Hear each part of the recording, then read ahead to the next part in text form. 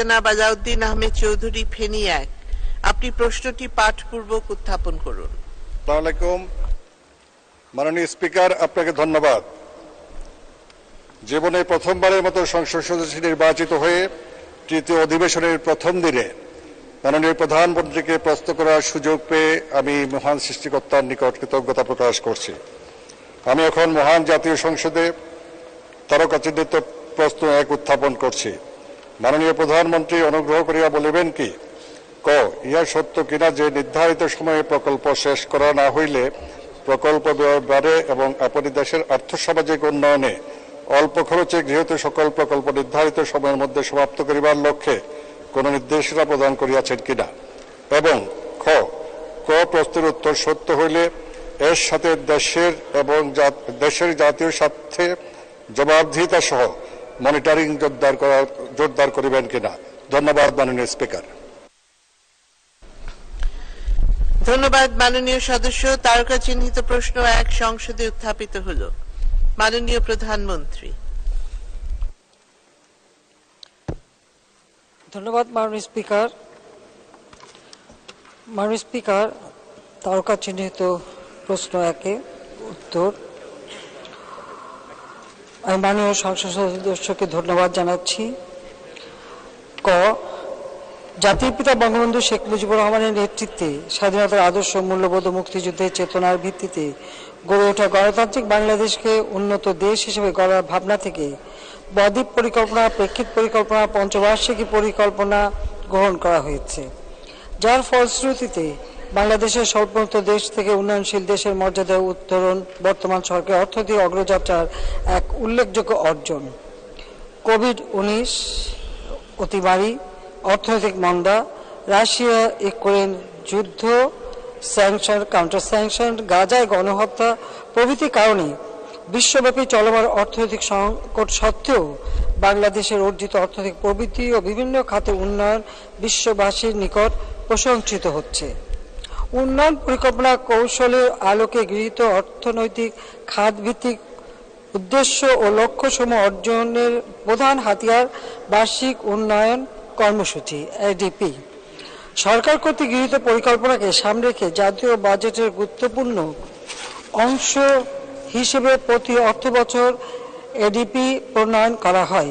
ADP সুষ্ঠু বাস্তবায়নে এর আওতায় বাস্তবায়নাধীন প্রকল্প সমূহের বিষয়ে স্ব মন্ত্রণালয় বিভাগকে প্রয়োজনীয় পদক্ষেপ গ্রহণে বিভিন্ন সময় নানাবিধ নির্দেশনা প্রদান করা হয়ে থাকে। এটি সত্য যে নির্ধারিত সময়ে প্রকল্প শেষ না করা হলে প্রকল্প ব্যয় বৃদ্ধি পায় এবং দেশের আর্থসামাজিক উন্নয়নের বিরূপ প্রভাব পড়ে। ফলে প্রকল্প অনুমোদনের পর বাস্তবায়নকালে প্রায় সকল প্রকল্পই এক বা একাধিকবার ব্যয় বৃদ্ধি ব্যতিরেকে মেয়াদ বৃদ্ধি বা ব্যয় বৃদ্ধি সহ সংশোধন হয়ে থাকে।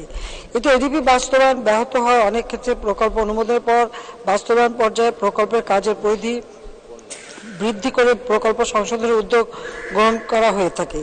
বিভিন্ন ত্রুটি বিচ্যুতি থাকায় চলমান প্রকল্পসমূহ নির্ধারিত সময়ে সমাপ্ত হয় না।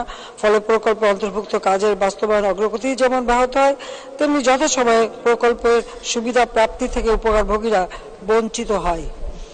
প্রকল্প সমাপ্ত করার ক্ষেত্রে যথাযথ পরিকল্পনার অভাব পরিলক্ষিত হয়।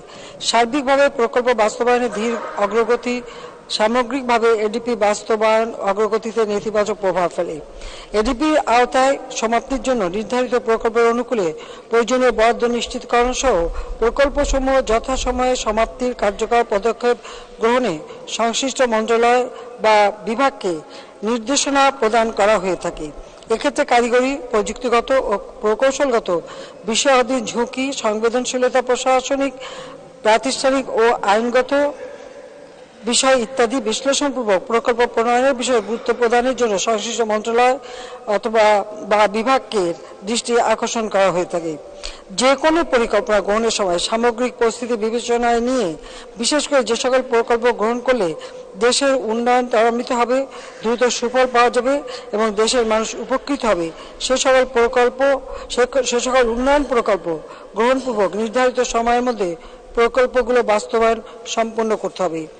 চলমান প্রকল্পের মধ্যে যে সকল প্রকল্পে অল্প পরিমাণ বরাদ্দ দিলে সমাপ্ত হবে সে সকল প্রকল্পকে অগ্রাধিকার প্রদানপূর্বক নির্দেশনা দেওয়া হয়।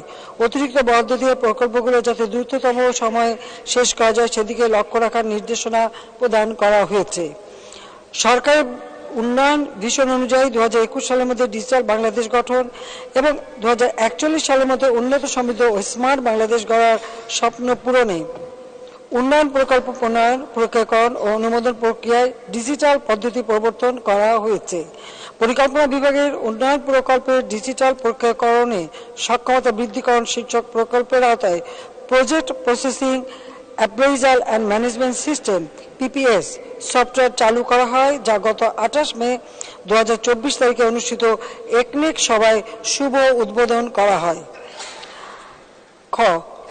উন্নয়নের অপ্রতিরোধ্য অগ্রযাত্রা চলমান রাখার জন্য প্রকল্প অনুমোদন প্রক্রিয়াকরণ ও বাস্তবায়নে দীর্ঘসূত্রিতা পরিহার করতে হবে এবং উন্নয়ন প্রকল্প নির্বাচন ও বাস্তবায়নে যত্নবান হওয়ার লক্ষ্যে পরিবীক্ষণ করতে হবে।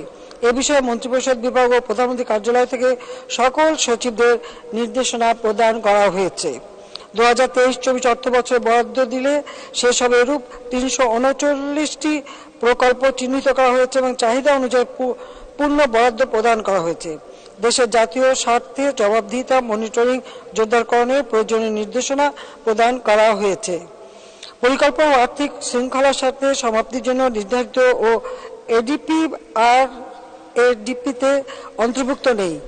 এরূপ প্রকল্পের মেয়াদ বৃদ্ধি বিষয়টি বিবেচনায় না নেওয়ার জন্য সংশ্লিষ্ট মন্ত্রণালয় বা বিভাগকে পরামর্শ প্রদান করা হয়ে থাকে।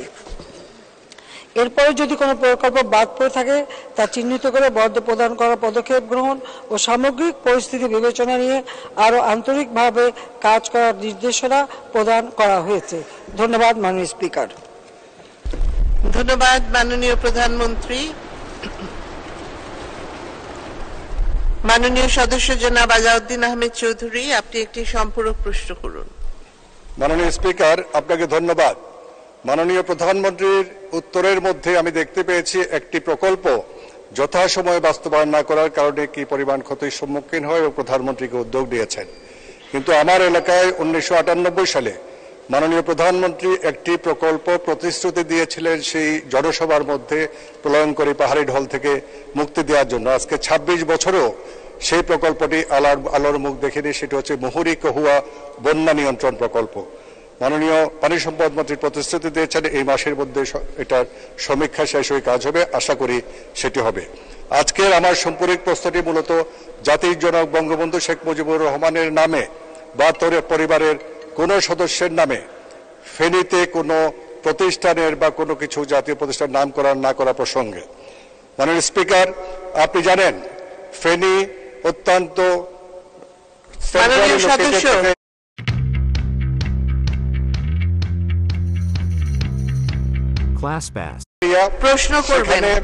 বঙ্গবন্ধুর নামে কোনো শিক্ষা প্রতিষ্ঠান নেই, কোনো নাই। আমি মাননীয় প্রধানমন্ত্রীর কাছে প্রশ্ন, জাতির জনকের নামে ফেনীতে একটি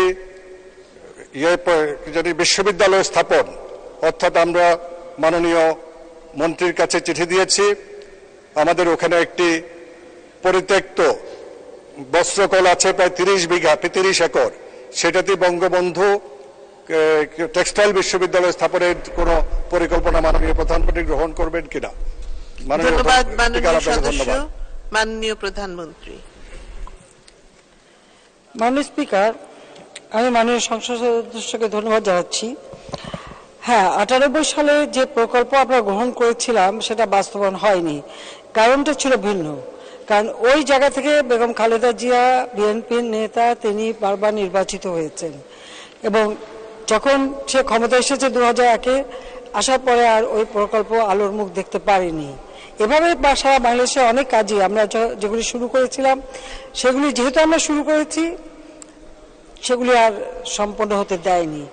আর এই জায়গাটা সবসময় একটু বৈরী কাজে সেক্ষেত্রে। আর এখানকার সংসদ সদস্য হিসেবে খালেদা জিয়া তার নিজের এলাকার উন্নয়নে তেমন কোনো উদ্যোগও গ্রহণ করেনি। বরং আওয়ামী লীগ যখন সরকার আসে তখনই এলাকার যথাযথ উন্নয়ন হয়েছে। তো এখানে মুহুরী এবং কহুয়া নদীর উপর নদী সংস্কারের যে বিষয়টা, আমরা তো এখন সারা বাংলাদেশেরই নদী নালাগুলি, খাল বিল, সমস্ত জলাভূমি সবই আমরা সংস্কার করছি, কারণ আমাদের জলাধারগুলি সংরক্ষণ করতে হবে। আমরা যখন প্রকল্প নিই, এই প্রকল্প নেবার সময় সব থেকে বেশি যেটা গুরুত্ব দিই সেটা হলো এই প্রকল্পগুলি অন্তত পক্ষে পরিবেশ বান্ধব হতে হবে এবং মানুষের জীবন মান উন্নত হতে হবে, সেদিকে খেয়াল রেখেই আমরা প্রকল্প নিয়ে থাকি। শুধু প্রকল্প নেওয়ার জন্য আমরা নেই না, এমন কোনো বিদেশি অর্থায়নেও যদি প্রকল্প আসে তো সে প্রকল্পগুলি আমরা আগে বিবেচনা করি যে তার কতটুকু আমার দেশের জন্য কার্যকর, এর থেকে জনগণ কি পাবে, বা ওই প্রকল্প বাস্তবায়ন হলে তার রিটার্ন কি আসবে, সেগুলো আমরা বিবেচনা করেই তখন গ্রহণ করি। এবং এটা আমার দেশীয় অর্থ হোক, বিদেশি অর্থ হোক, বা যে কেউ যে কোনো একটা প্রস্তাব দিলেই সেটাকে একদম ঝাঁপিয়ে পড়া, সেটা কিন্তু আমি পড়ি না। প্রত্যেকটা প্রকল্প অত্যন্ত সুবিবেচনা করেই নেওয়া হয়ে থাকে। তো এই নদীগুলি আমরা ইতিমধ্যে খনন কাজ শুরু করেছি, জলাধারগুলি সংরক্ষণের কাজ শুরু করেছি, এটা করা হবে। আরেকটি কথা হচ্ছে, কোনো প্রকল্প জাতির পিতা বঙ্গবন্ধু শেখ মুজিবের নামে নেই বা আমাদের নামে নেই, এটা তো খুবই স্বাভাবিক ব্যাপার। কারণ 1975 সালে 15 আগস্ট জাতির পিতাকে নির্মমভাবে হত্যা করার পর শুধু জাতির পিতা বঙ্গবন্ধু শেখ মুজিবকেই হত্যা করা হয়নি, আমার মা, আমার 3 ভাই, আমাদের আত্মীয় পরিবার পরিজন, যাদেরকে হত্যা করা হয়েছিল। প্রকৃতপক্ষে 75-15 বছর পরে ইতিহাস থেকে তো বঙ্গবন্ধু শেখ মুজিবের নামটা মুছে ফেলা হয়েছিল, ইতিহাস বিকৃত করা হয়েছিল। এবং মহান মুক্তিযুদ্ধে যে অবদান রয়েছে সেটাও ইতিহাস থেকে মুছে দেওয়া হয়েছিল। এমন একটা পরিবেশ সৃষ্টি হয়েছিল, যারা মুক্তিযুদ্ধ করেছে তারা মুক্তিযোদ্ধা এই কথাটা বলতেও যেন দ্বিধান্বিত ছিল, তারা অনেক সময় বলতে পারেনি। সেই ছিল একটা অবস্থা। আর এই জায়গাটায় যেহেতু খালেদা জিয়া, সে তার নির্বাচনী এলাকা, তো সেখানে একটা বৈরী পরিবেশ সবসময় ছিল।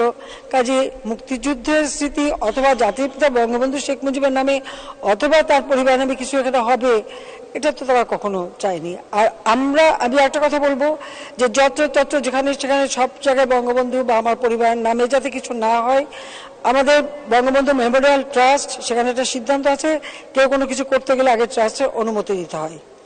কাজে সেখানে বিশ্ববিদ্যালয় হবে কিনা বা সেখানে কোনো প্রকল্প নিতে গেলে ট্রাস্টের অনুমোদন নিয়েই কিন্তু নামকরণ করা হয়ে থাকে এবং নামকরণ সেভাবেই হবে। তো সেই বিষয়টা আমরা পরবর্তীতে দেখব। আর এই জায়গায় করবো কিনা আমি এখনই কথা দিতে পারছি না। আদৌ এখানে এ ধরনের বিশ্ববিদ্যালয় অথবা টেক্সটাইল ইউনিভার্সিটির প্রয়োজন আছে কিনা যাচাই বাছাই করে তখন আমরা সিদ্ধান্ত নেব। ধন্যবাদ মাননীয় স্পিকার।